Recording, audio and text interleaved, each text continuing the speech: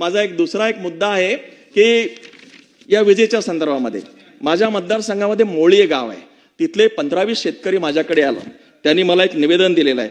त्याच्यात त्यांनी काय म्हटलेलं आहे की नवीन कनेक्शन बंद केलेलं आहे आणि सौर ऊर्जाचे आपल्याला पंप देण्यात येतात.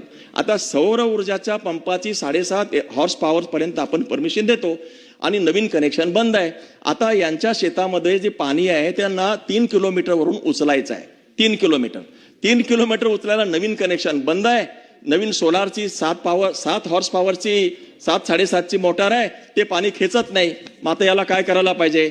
यावेळी शासनाला माझी विनंती आहे की जिथं तो शेतकरी 2.5 एकरचा असो, 5 एकरवाला असो का कोणत्याही किती एकर असो, त्याला जर का 3-3.5 किलोमीटरवरून जर पाईपलाईन करायची असेल तर त्याला हे जे नॉर्म्स तुम्ही लावलेत ते बंद करा.